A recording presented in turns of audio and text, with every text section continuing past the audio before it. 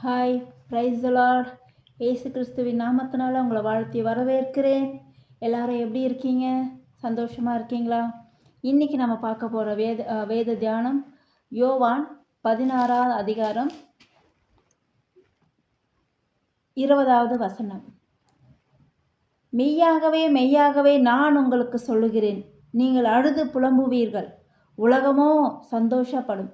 நீங்கள் துக்கப்படுவீர்கள், ஆனாலும் உங்கள் துக்கம் சந்தோஷமாய் மாறும். கர்த்தர் எவ்வளோ கான்ஃபிடெண்ட்டாக சொல்கிறாரு பார்த்தீங்களா?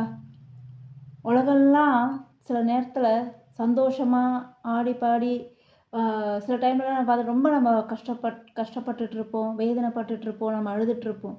ஆனால் இந்த உலகத்தில் இருக்கிறவங்க சந்தோஷமாக இருப்பாங்க. நம்ம வேதனை என்னன்னு அவங்களுக்கு புரியாது, சொன்னாலும் புரியாது.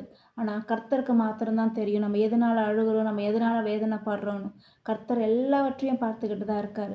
உலகம் சந்தோஷப்படும் போது, ஆண்டவரே நாங்கள் ஏன் இவ்வளோ துக்கப்படுறோம், நமக்கு மனசு வேதனையாக இருக்கலாம். ஆனால் கர்த்தர் ஒரு குறித்த காலத்தை வச்சுருப்பார். எல்லாத்துக்குமே ஒரு காலம் உண்டுங்க.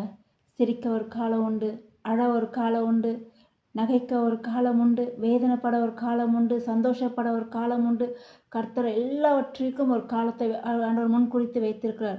ஸோ அதே மாதிரி தாங்க நமக்கு இன்னைக்கு நம்ம அழுது புலம்பிக்கிட்டு இருக்கலாம், எல்லாரும் சந்தோஷமாக இருக்கிற மாதிரி இருக்கும். ஆனால் நம்ம ஒரு நாள் சிரிக்கிற சந்தோஷப்படுற ஒரு காலம் கர்த்தர் நிச்சயமாக நமக்காக வச்சிருப்பார்.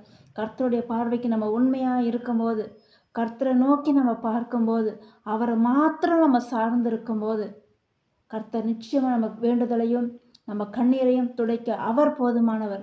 மனுஷங்க என்ன முயற்சி பண்ணாலும் ஜஸ்ட் அவங்களால ஒரு ஆறுதல் மட்டும்தான் சொல்ல முடியும். ஆனால் கர்த்தரால் மாத்திரம்தான் ஆறுதலுக்கான நம்ம வேதனைகளுக்கான முடிவையும் நம்ம கண்ணீரையும் துடைக்க அவரால் மட்டும்தாங்க முடியும். நீங்கள் என்ன வேதனையோடு இருந்தாலும் பரவாயில்ல, என்ன துக்கத்தோடு, என்ன மனக்கசப்போடு, வேதனைகளோடு நீங்கள் ஆண்டவரே இந்த ஆண்டை நீங்கள் ஆரம்பிச்சிருக்கலாம். ஆனால் கர்த்தர் ஒரு நாளும் கைவிடாத தேவன்.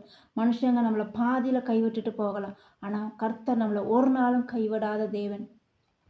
அதனால தான் இந்த கடைசி பகுதியில் சொல்லுது, உங்கள் துக்கம் சந்தோஷமாய் மாறும். இந்த வார்த்தையை ஒரு நாளும் அறிக்கையிட்டு ஜெபம் பண்ணிக்கிட்டே இருங்க. என் துக்கம் சந்தோஷமாய் மாறும் சொல்லிக்கிட்டே இருங்க. கர்த்தர் நிச்சயமாக அந்த வார்த்தையை, கர்த்தருடைய வார்த்தையில் ஜீவன் இருக்குன்னு நம்பி விசுவாசித்து இந்த வார்த்தையை நீங்கள் சொல்லிக்கிட்டே இருங்க. நிச்சயம் உங்கள் துக்கம் சந்தோஷமாய் மாறும். இப்போ நம்ம ஜெபிக்கலாமா? அன்பான இயேசுவே ஸ்தோத்திரம். கர்த்தாவே, இந்த வசனத்தை கேட்ட ஒவ்வொருவரையும் பலப்படுத்துங்க, ஆசீர்வதிங்க ராஜா. யார் யாரெல்லாம் துக்கத்தோடு இருக்காங்களோ, வேதனையோடு இருக்காங்களோ அப்பா, அவங்க துக்கம் எல்லாம் சந்தோஷமாய் மாறட்டும் கர்த்தாவே. அப்பா, அதற்காக ஜெபிக்கிறோம் இயேசு கிறிஸ்துவின் நாமத்தினால. ஆண்டவரே, எல்லாவற்றையும் உடைய பாதத்தில் அர்ப்பணித்து ஜெபிக்கிறோம். இயேசுவின் மூலம் ஜெபிக்கிறோம்.